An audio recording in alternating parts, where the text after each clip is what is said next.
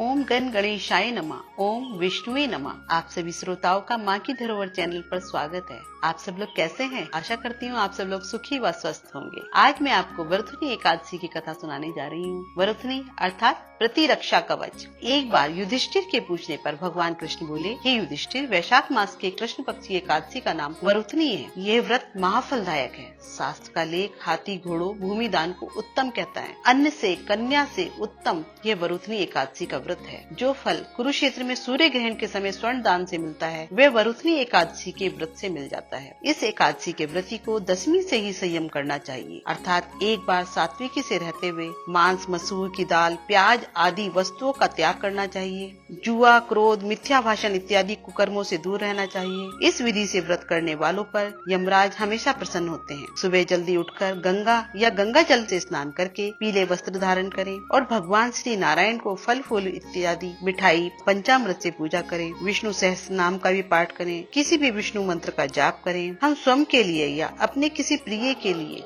व स्वयं व जन कल्याण के लिए भी ये कथा सुन व पढ़ सकते हैं, व्रत रख सकते हैं। प्राचीन काल में नर्मदा नदी के तट पर मानधाता नामक राजा राज्य करते थे। वे अत्यंत दानवीर और तपस्वी थे। राजपाट के बाद एकांत में प्रभु आराधना किया करते थे। एक दिन जब वे जंगल में एकांत में तपस्या में लीन थे, तभी ना जाने कहां से एक जंगली भालू आया और राजा का पैर चबाने लगा। लेकिन तपस्या में लीन राजा को इसका भान ही नहीं आया और वे पूर्ववत अपनी तपस्या में लीन रहे। कुछ देर के बाद पैर चबाते चबाते भालू राजा को घसीटकर पास के जंगल में ले जाने लगा। तब राजा का तप भंग हुआ। भालू को देखकर राजा बहुत घबराया, मगर तापस धर्म अनुकूल उसने क्रोध और हिंसा न करके भगवान विष्णु से प्रार्थना की। करुण भाव से भगवान विष्णु को पुकारा। उसकी पुकार सुनकर भगवान श्री हरि विष्णु प्रकट हुए और उन्होंने अपने सुदर्शन चक्र से भालू को मार डाला। राजा का पैर भालू पहले ही खा चुका था। इससे राजा बहुत ही शोकाकुल। उसे देखकर श्री हरि बोले, हे वत्स, शोक मत करो, तुम मथुरा जाओ और वरुथनी एकादशी का व्रत रखकर मेरी वाराह अवतार मूर्ति की पूजा करो। उसके प्रभाव से उन्हें सुदृढ़ अंगों वाले हो जाओगे। इस भालू ने जो तुम्हें काटा है, यह तुम्हारे पूर्व जन्म का अपराध था। राजा ने ऐसा ही किया और भगवान ने उनके सारे कष्ट मिटा दिए। जैसे ही भगवान ने राजा के कष्ट हरे, ईश्वर हम सब की भी हरेगा। वरुथनी वैशाख कृष्ण पक्ष की एकादशी होती है। इस दिन सुपात्र ब्राह्मण को दान देने से पुण्य फल की प्राप्ति होती है। यह एकादशी सौभाग्य देने वाली, सब पापों को नष्ट करने वाली तथा अंत में मोक्ष देने वाली है। इस कथा का पाठ करने और श्रवण करने से भी पुण्य लाभ मिलता है। आपको मेरे द्वारा कही गई कथा पसंद आई हो तो आप अपने संगी साथियों के साथ शेयर करना। नारायण नारायण।